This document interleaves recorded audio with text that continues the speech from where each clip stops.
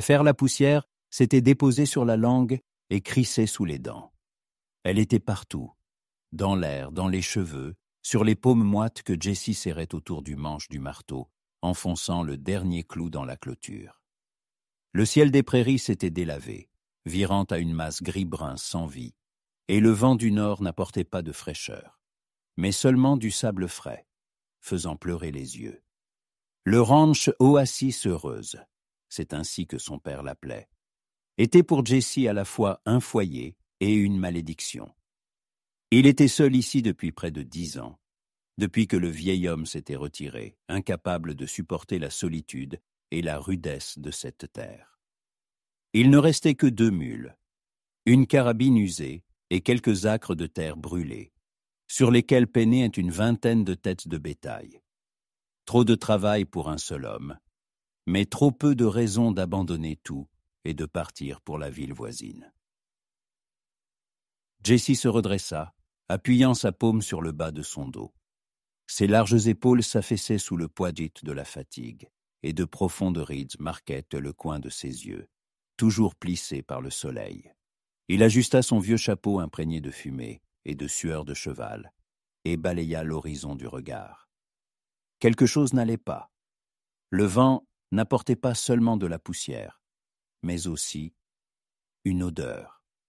Une odeur qui n'aurait pas dû être là. L'odeur du sang et de la peur, qu'il aurait reconnue entre mille. Saisissant son Winchester qui se tenait toujours près de la clôture, Jessie se dirigea lentement vers le canyon d'où venait l'odeur. Ses bottes laissaient de profondes empreintes sur la terre meuble. Son cœur battait la chamade, mais il ne ressentait pas de peur. Seulement de la vigilance et une préparation à quelque chose de mauvais. Et il savait que dans ces parages, rien de bon n'arrivait sans une bonne raison. Après une demi-heure de marche, il la vit. Elle gisait au pied d'un gros rocher, étalé sur la terre sèche et craquelée, comme une poupée abandonnée. Sa fine robe de dentelle était déchirée à plusieurs endroits et recouverte d'une couche de poussière. Ses cheveux foncés étaient éparpillés sur son visage, le cachant, et dans sa main tendue, elle serrait une petite bourse en cuir. À côté d'elle, il n'y avait ni cheval, ni aucun objet. Seulement un petit médaillon d'argent qui scintillait dans les rayons du soleil couchant. Jessie n'en croyait pas ses yeux. Ici, à 5 jours de marche du plus proche établissement, en pleine solitude, gisait une jeune femme. Était-elle vivante? Il s'approcha lentement, sa carabine prête. Elle ne bougeait pas. S'agenouillant, il toucha doucement son cou. Le pouls était faible, mais régulier. Elle était inconsciente, mais vivante. Comme pris par une rafale de vent, Jessie la souleva dans ses bras. Elle était légère comme un oiseau et sa peau, malgré la poussière et la saleté, était douce et chaude. Il la serra doucement contre lui pour ne pas blesser son corps fragile, et se dirigea lentement vers le ranch. Ses pensées étaient en désordre. Il ne savait pas qui elle était, ce qu'elle faisait là, et pourquoi elle était seule. Une seule question tournait dans sa tête. Pourquoi? Quand il la porta dans sa petite cabane, l'intérieur sentait le pain et la poudre. Il la déposa délicatement sur son lit, la couvrit d'une couverture de laine et s'assit à côté, attendant qu'elle reprenne connaissance. Il observait son visage, maintenant débarrassé de la poussière, et remarqua avec surprise qu'elle était incroyablement belle. Ses traits étaient fins et délicats, comme sculptés dans l'ivoire, et ses longs cils effleuraient en sa peau tendre. Ce visage n'appartenait pas à cette terre. Il appartenait aux grandes. Ville aux riches demeures, à une toute autre vie. Plusieurs heures passèrent. Le soleil du soir jetait ses derniers rayons par la petite fenêtre, teintant la pièce de tons doux et dorés. Elle gémit et ouvrit lentement les yeux. Ils étaient d'un bleu saphir profond, et ils révélaient non seulement de l'incompréhension, mais aussi de la peur. Elle se redressa d'un bond, s'assit sur le lit et serra sa tête entre ses mains, comme pour y retenir quelque chose d'important. « Où suis-je? Qui êtes-vous » murmura-t-elle d'une voix rauque. « Vous êtes chez moi, madame, » répondit doucement Jessie, sans bouger de sa place pour ne pas l'effrayer davantage. Je m'appelle Jessie. Vous êtes tombé de cheval. Je vous ai trouvé dans la prairie. » Son regard balayait la pièce, du vieux lit à la cheminée noircie, de la table avec 2 chaises à la carabine, accrochées au mur. Ses yeux s'arrêtèrent sur Jessie. Elle essayait de lire quelque chose sur son visage, mais il était trop réservé. « Je ne me souviens pas. » Sa voix tremblait. « Je ne me souviens de rien. Qui suis-je? Comment suis-je arrivé ici ?» Jessie vit dans ses yeux non seulement de la peur, mais aussi de la confusion. Elle ne se souvenait vraiment de rien. « Calmez-vous, » dit-il. « N'essayez pas de vous souvenir. Dites-moi simplement ce que vous ressentez. » Elle baissa lentement les mains et regarda ses paumes. « Je ne ressens rien. Ma tête est vide. Aucun souvenir, aucun visage. J'ai l'impression de naître à l'instant. » Ces mots sonnèrent si sincèrement que Jessie la crut. Elle ne faisait pas semblant. Elle avait vraiment perdu la mémoire. À ce moment-là, un silence planait dans la pièce, interrompu seulement par le crépitement des bûches dans la cheminée. Ils étaient assis l'un en face de l'autre, 2 personnes complètement différentes, réunies dans la même pièce, liées par un seul secret, son passé oublié. Jessie comprit que son apparition n'était pas un simple hasard. C'était quelque chose de prédestiné, quelque chose qui allait changer à jamais sa vie solitaire et monotone. Il se leva doucement et lui versa un verre d'eau, le lui tendant. Elle le prit de ses mains tremblantes, mais leurs doigts se touchèrent un instant. Jessie ressentit un léger picotement. Elle sursauta et lâcha rapidement le verre, comme si elle s'était brûlée. Une ombre passa dans ses yeux, comme si, un instant, elle se souvenait de quelque chose d'effrayant et de douloureux. Mais ce souvenir s'estompa aussitôt, ne laissant derrière lui que le vide. Jessie le remarqua, mais ne dit rien. Il savait que l'important maintenant était de lui accorder la paix. Le reste viendrait. Elle but quelques gorgées, puis se recoucha lentement, fermant les yeux. « Merci », murmura-t-elle, et sa voix était déjà moins effrayée. « Merci, Jessie. » Il hocha la tête et quitta doucement la pièce. Sur le seuil, il se retourna et la regarda, endormie dans son lit. Qui était-elle? Et qu'allait-elle apporter dans sa vie? Ces questions planaient dans l'air comme la poussière dans la prairie, et Jessie savait que les réponses ne viendraient pas de sitôt. Mais il était prêt à attendre. Dehors, la nuit était tombée. Les étoiles lointaines s'étaient allumées dans le ciel noir, comme des diamants, et le seul son qui résonnait dans la prairie était le sifflement du vent. Jessie se tenait sur le seuil, sa main sur la crosse de son revolver, et il regardait dans l'obscurité. Il était seul, mais il sentait qu'il ne l'était plus. Ce soir-là, pour la première fois depuis longtemps, il se sentit vraiment vivant.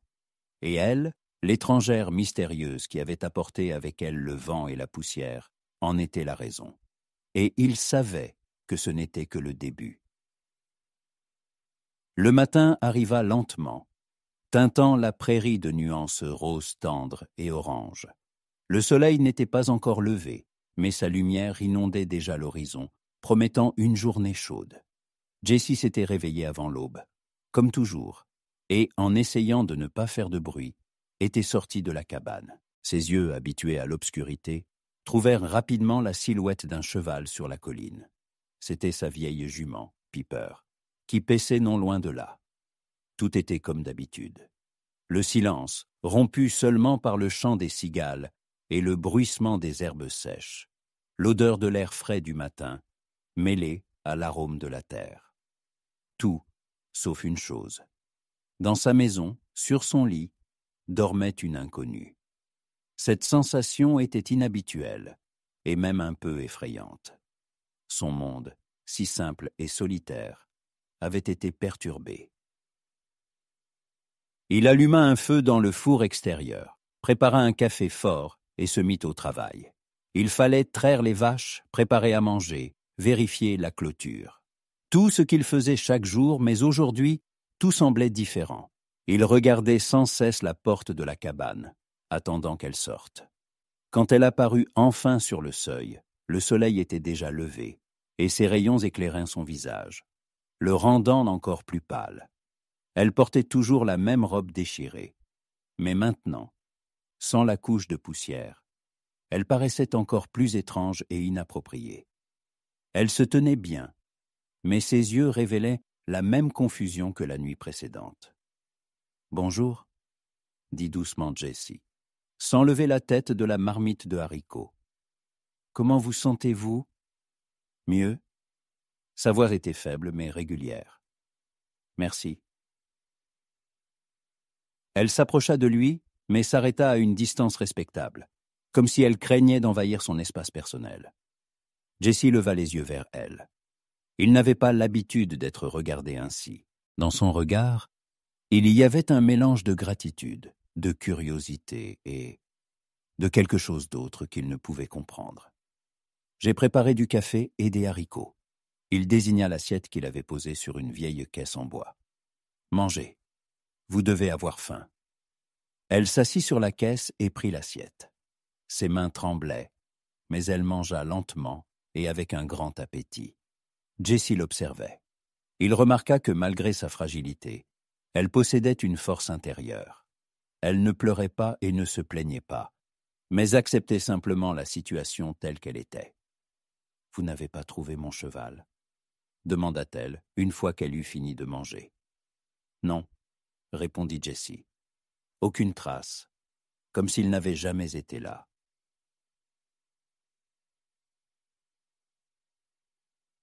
Elle baissa les yeux sur ses paumes. « Je ne me souviens pas. Comment suis-je arrivée ici ? Je vous l'ai déjà dit. Vous étiez étendue au pied du rocher, inconsciente, comme si vous étiez tombée du ciel. J'ai besoin de savoir qui je suis. » Elle le regarda de nouveau, et une lueur d'espoir désespéré apparut dans ses yeux. « Vous n'avez rien vu qui pourrait m'aider. Peut-être avais-je des affaires. » Jessie entra dans la cabane et en sortit la petite bourse en cuir qu'il avait trouvée près d'elle. Il la lui tendit. Seulement ça. Et aussi ça. Il sortit de sa poche un petit médaillon d'argent. Il était simple mais élégant. Sur un côté était gravée l'initiale E et sur l'autre une inscription illisible. Elle le prit dans ses mains, passa ses doigts sur la surface lisse.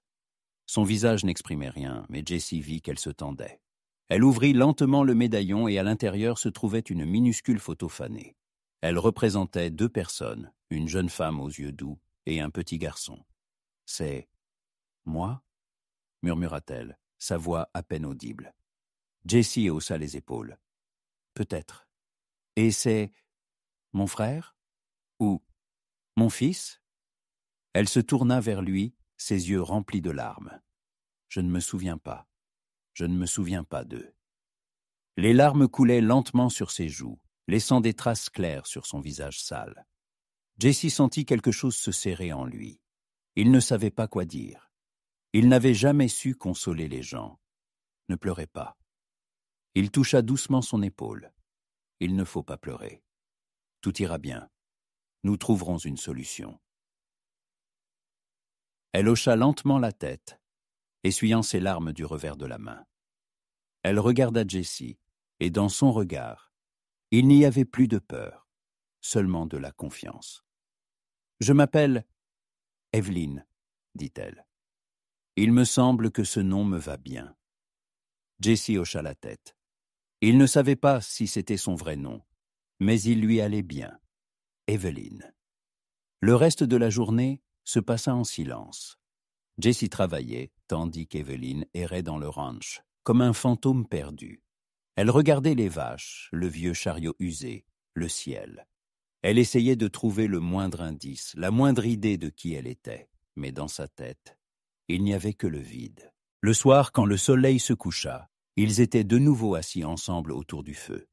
Jessie faisait griller de la viande en silence, et Evelyn regardait le feu, qui se reflétait dans ses yeux saphirs.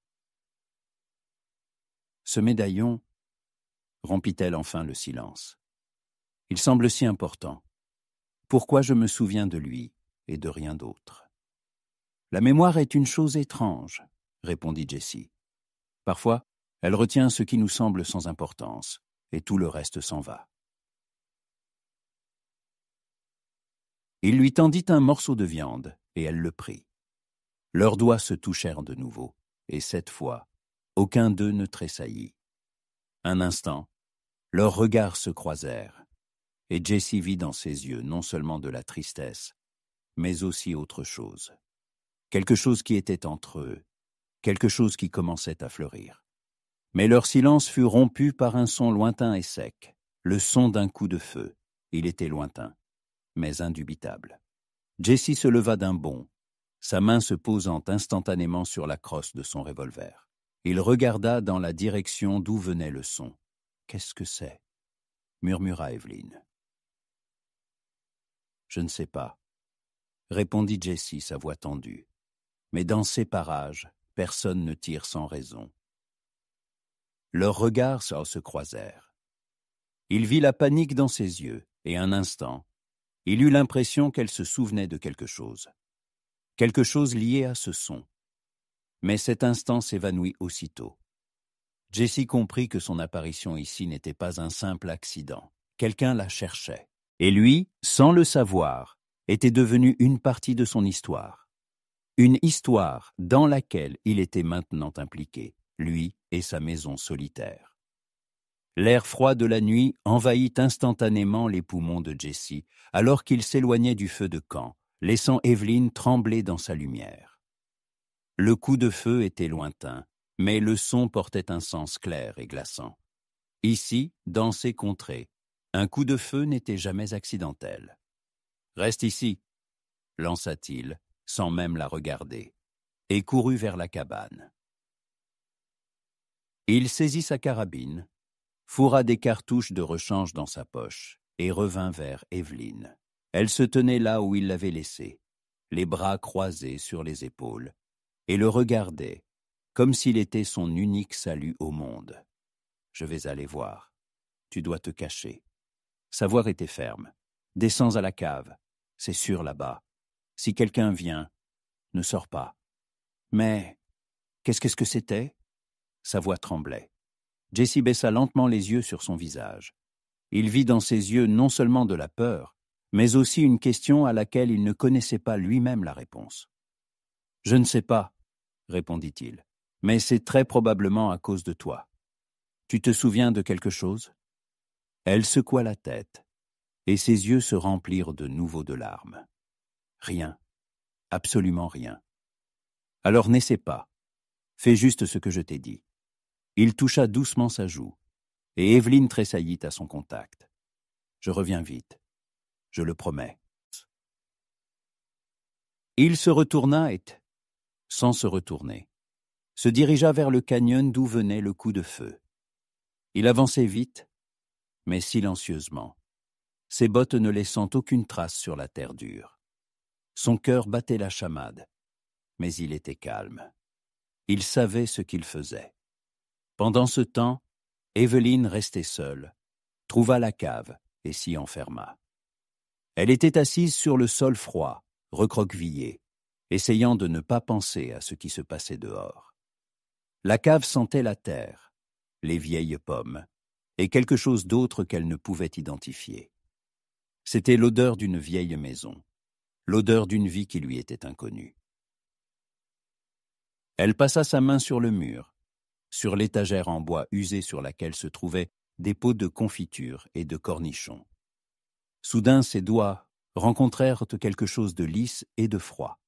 C'était une vieille cuillère tordue. Elle la prit dans ses mains, et à ce moment-là, quelque chose se déclencha dans sa tête. Non pas un souvenir, mais plutôt une sensation de rire d'enfant, de tintement de vaisselle, d'odeur de pain frais. C'était si fugace qu'elle n'eut pas le temps de s'accrocher à cette sensation, et elle s'évanouit aussitôt, ne laissant derrière elle qu'un goût amer. Dehors, Jessie avait déjà atteint son but. Il avait trouvé l'endroit où le coup de feu avait été tiré. Au pied du grand rocher, là où il avait trouvé Evelyn, il vit des traces distinctes de sabots de chevaux, et pas une, mais deux. Les traces aux étrailles étaient fraîches, et leur propriétaire, à en juger par l'allure, était pressé. Jesse examina attentivement le sol. Il remarqua qu'en plus des traces, il y avait autre chose. Quelque chose qui brillait au clair de lune. Il se pencha et le ramassa. C'était une petite douille, vide, mais encore chaude. Et à côté, à moitié recouverte de sable, gisait un morceau de tissu. Il était de couleur bleu foncé, avec un blason doré brodé dessus.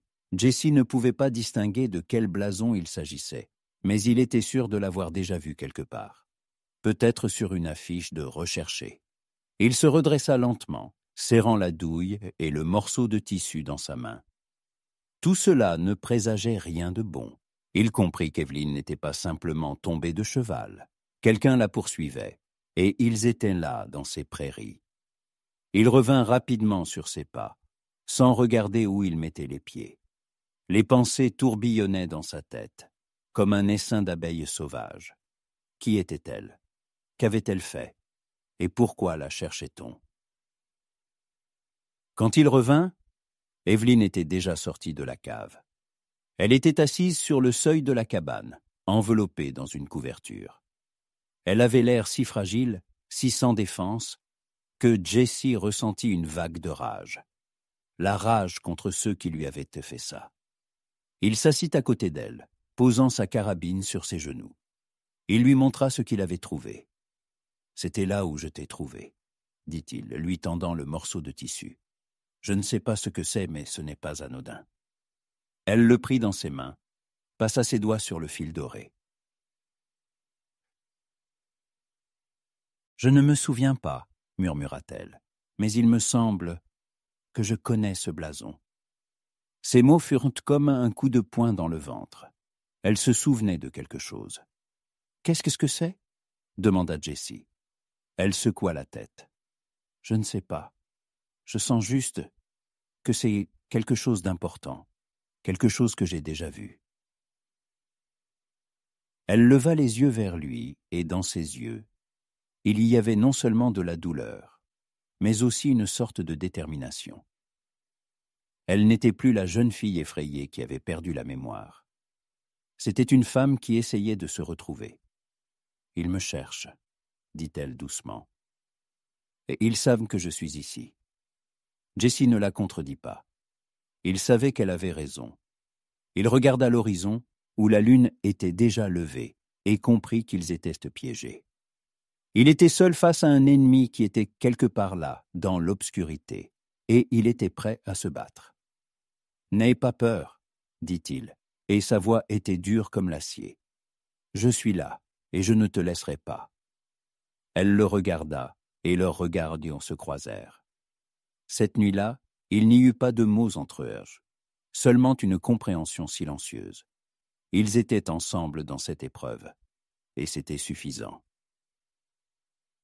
Jessie et Evelyn passèrent en le reste de la nuit près du feu de camp. La nuit était froide et silencieuse, mais la tension planait dans l'air. Ils parlaient à peine, mais leur silence était plein de compréhension. Evelyn tenait dans sa main le morceau de tissu avec le blason doré, et Jessie regardait de temps en temps dans l'obscurité, écoutant le moindre bruit. Il savait qu'ils étaient là, quelque part, à proximité. « Nous ne pouvons pas rester ici, » dit enfin Jessie, rompant le silence. « Il leur sera trop facile de nous trouver. »« Et où irons-nous » demanda Evelyn, et sa voix exprimait le désespoir. « Je connais un endroit, » répondit Jessie.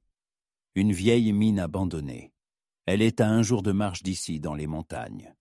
Personne n'y va. » « Mais qu'y a-t-il là-bas » Sa voix était pleine d'incertitude. « La sécurité, » répondit Jessie sèchement. « Là-bas, nous pourrons attendre qu'il s'en aille. Et ensuite nous déciderons quoi faire. » Une lueur d'espoir apparut dans ses yeux. Elle le regarda, et son regard était plein de confiance. Elle ne demanda pas comment il connaissait cet endroit, ni pourquoi elle devait lui faire confiance. Elle savait simplement qu'elle le devait. Ils commencèrent à se préparer avant l'aube. Jessie remplit des gourdes d'eau, prit quelques boîtes de haricots et de viande séchée, ainsi qu'une réserve supplémentaire de munitions. Evelyn, malgré son état de faiblesse, l'aida, rassemblant tout ce qui pouvait être utile. Elle enleva sa robe déchirée et enfila une vieille chemise usée de Jessie et son jean. Les vêtements étaient en trop grands pour elle, mais ils étaient plus confortables et n'attiraient pas l'attention. Lorsque le soleil se leva, ils étaient déjà en route. Jessie tenait son cheval par la bride et Evelyn marchait à ses côtés. Ils avançaient lentement afin de ne pas laisser de traces. Jessie regardait constamment en arrière, ses yeux scrutant attentivement l'horizon. Il était tendu, comme une corde d'arc. « Qui sont-ils, à ton avis ?»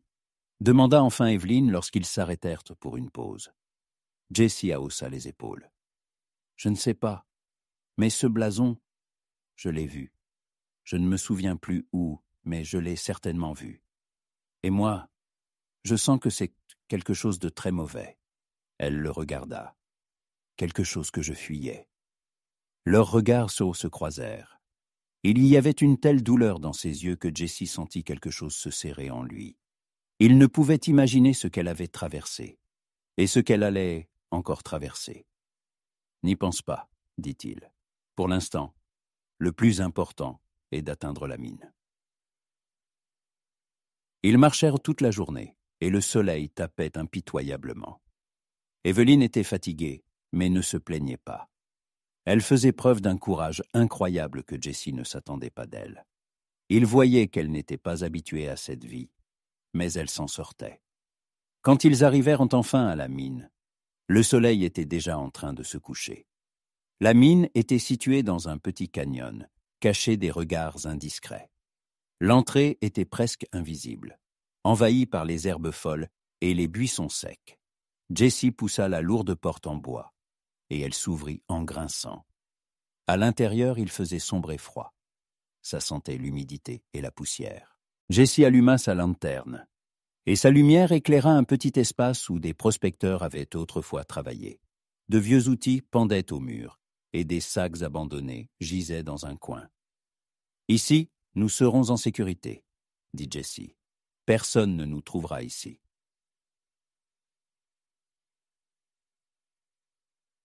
Ils passèrent la nuit là-bas. Jessie alluma un petit feu de camp et sa chaleur les réchauffa. Ils étaient assis en silence, observant le feu, et à ce moment-là, il leur semblait qu'il n'y avait personne d'autre qu'eux. « Tu m'as sauvé, » dit doucement Evelyn, regardant son visage éclairé par le feu. « Je ne sais même pas comment te remercier. » Jessie haussa les épaules. « J'ai juste fait ce que je devais faire. » Elle sourit. Son sourire était triste, mais sincère. « Je ne me souviens toujours de rien, » dit-elle, « mais je me souviens de toi. » Ces mots furent prononcés si simplement, mais ils touchèrent Jessie au plus profond de son être. Dans sa vie, personne ne lui avait jamais dit quelque chose de si simple et sincère.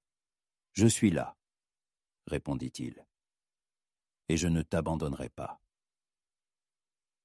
Leurs regards se croisèrent, et à ce moment-là, ils comprirent que leur destin était lié. Elle était son secret, sa douleur et son espoir, et il était son protecteur, son seul ami et son salut. Quand ils allèrent se coucher, Evelyn s'enveloppa dans la couverture, et Jessie s'allongea à côté, son revolver à la main. Il ne pouvait pas dormir. Il pensait à elle, à qui elle était, à ce qu'elle avait fait et à qui la cherchait. Il ne connaissait pas les réponses à ces questions, mais il savait une chose. Il ne la laisserait pas partir. Jamais. À l'intérieur de la mine abandonnée, régnait une atmosphère bien loin du confort que Jessie connaissait dans sa cabane. L'air froid, l'odeur lourde d'humidité et le chuchotement constant et oppressant du vent dans les crevasses rocheuses. Mais ici, ils étaient en sécurité. Du moins, c'est ce qu'il semblait. Evelyn dormait, recroquevillée sous la vieille couverture de laine que Jessie avait trouvée dans un coin. Sa respiration était calme et régulière, mais il savait que son sommeil était agité. Elle sursautait et gémissait souvent, et même dans son sommeil. Son visage ne quittait pas une expression de douleur. Il était assis à côté, son revolver à la main. Ses yeux, habitués à l'obscurité, scrutaient attentivement chaque recoin, chaque ombre. Il ne faisait pas confiance à ce silence. Il était trompeur comme un mirage dans le désert. Il était certain que quelque part là-haut, dans les montagnes, ses poursuivants attendaient qu'il commette une erreur. Soudain, Evelyne se redressa brusquement, les yeux grands ouverts, et une terreur insoutenable s'y lisait. Elle cria. Son cri était faible, mais il résonna dans toute la mine, se répercutant sur les murs comme un écho. Il arrive, murmura-t-elle, haletante. Jessie fut instantanément à ses côtés, sa main sur son épaule. « Qui arrive ?» demanda-t-il, sa voix était ferme et calme, comme toujours. « Il les a tués. » Sa voix tremblait. « Je me souviens, j'étais dans la diligence. Nous allions en ville, et soudain, des coups de feu. Il les a tués. Mon père, et... » Les larmes jaillirent de ses yeux. Elle se serra la tête entre les mains, essayant de retenir les souvenirs qui lui échappaient. « Comment est-il » demanda doucement Jessie. « Il a eu une cicatrice sur la joue, dit-elle en bégayant, et il portait un manteau noir. Il ressemblait tellement à... » Elle se tut brusquement, ses yeux emplis d'horreur. Elle regarda Jessie, et son regard était rempli de désespoir. « À quoi » demanda-t-il. « À toi, » murmura-t-elle. « Il te ressemblait tellement. » Ces mots furent comme un choc. Jessie sentit le sang quitter son visage. Il regarda son visage, et il y avait une telle sincérité dans ses yeux qu'il ne pouvait que la croire.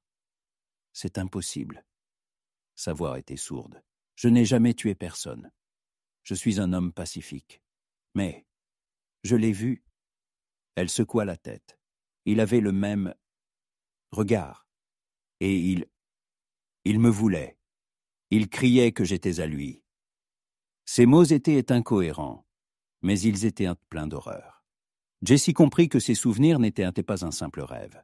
C'était un cauchemar qu'elle avait vécu, et qui avait laissé une profonde cicatrice dans son âme. Il la serra dans ses bras, la pressa contre lui, et elle enfouit son visage dans sa poitrine, son corps tremblant de larmes et de peur.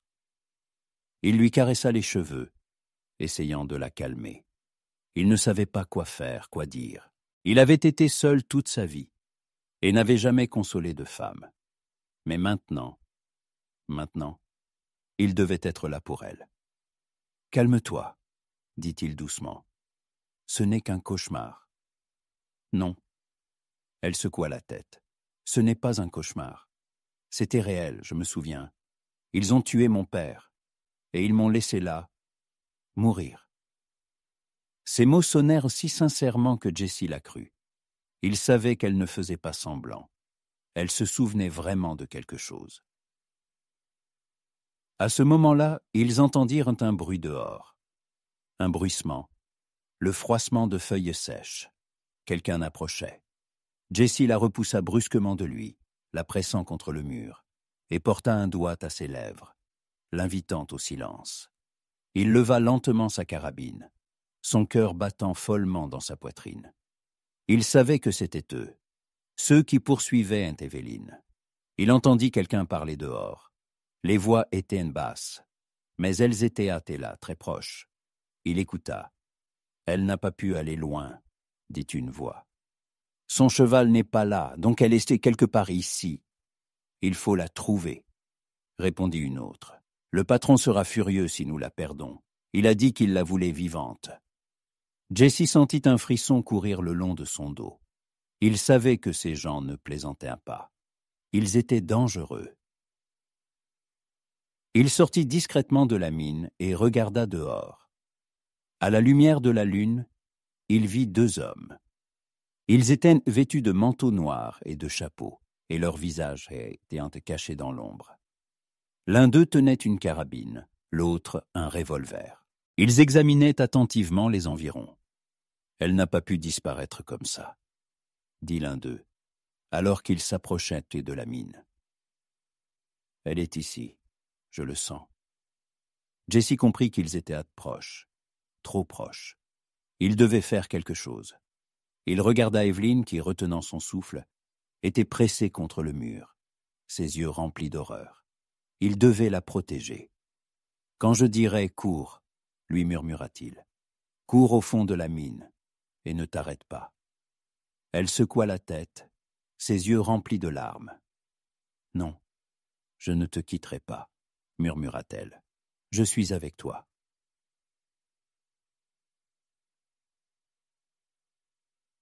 Il la regarda, et dans ses yeux, il y avait non seulement de la détermination, mais aussi de l'amour. Il sentit quelque chose se serrer en lui. Il ne pouvait pas la laisser mourir. « Je ne peux pas te perdre, » murmura-t-il. « Vas-y, vas-y et ne te retourne pas. » Il ne lui laissa pas le temps de répondre. Il la repoussa brusquement de lui, et elle tomba, ne pouvant se retenir. Il sortit de la mine, son revolver prêt à tirer. « Hé, les gars !» cria-t-il. « Qu'est-ce que vous faites ici ?» Ils se retournèrent aussitôt, et leurs yeux s'écarquillèrent de surprise. Ils ne s'attendaient pas à ce que quelqu'un se trouve dans cet endroit abandonné. « Et toi, qui es-tu » dit l'un d'eux. « Je suis juste un homme qui n'aime pas que des étrangers se promènent sur sa terre, » répondit Jesse. Il tira. Son tir fut précis, et la balle atteignit la jambe de l'un d'eux. Il tomba, hurlant de douleur. Le second leva aussitôt sa carabine, mais Jesse fut plus rapide. Il tira une autre fois, et la balle passa à côté. Mais le second homme comprit qu'il ne fallait pas plaisanter avec cet homme. Il traîna son camarade blessé sur le côté. Jesse ne les poursuivit pas. Il savait qu'ils reviendraient. Mais pour l'instant, ils avaient quelques heures. Il revint dans la mine, et ses yeux trouvèrent aussitôt Evelyn. Elle était assise par terre. Son visage était pâle comme du papier, et ses yeux étaient remplis de larmes. « Tu as tiré, » murmura-t-elle. « Comment est-il ? Comment va-t-il ? » « Il vivra, » répondit Jesse, et il y avait de la tendresse dans sa voix. « Il aura juste mal à la jambe maintenant. »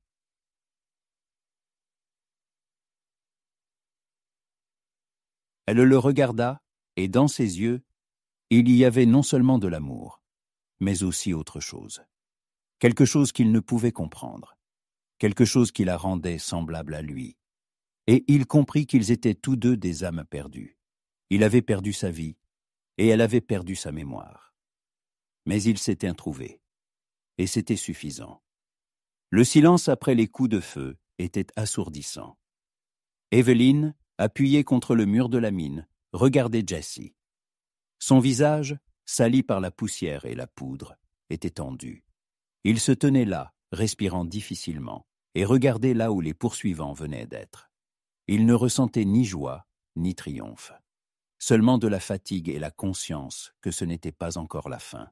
« Ils reviendront », murmura Evelyn, et sa voix était pleine de désespoir. « Je sais », répondit Jesse sans se retourner. « Mais maintenant, nous avons du temps. » Il se tourna vers elle, et dans ses yeux, elle vit non seulement de la fatigue, mais aussi autre chose. Quelque chose qui était entre eux, quelque chose qui avait grandi de la poussière et de la peur. « Jesse !» Elle s'approcha de lui, et sa main toucha sa joue. « Tu es blessé ?» ?»« Non. » Il secoua la tête. « C'est juste. » Il ne termina pas sa phrase, car à ce moment, ses yeux s'écarquillèrent. Il n'y avait plus de peur ou de confusion. Il y avait de la clarté. Son regard était fixé sur son visage, et elle ne voyait pas en lui un étranger, ni l'homme de son cauchemar, mais son sauveur.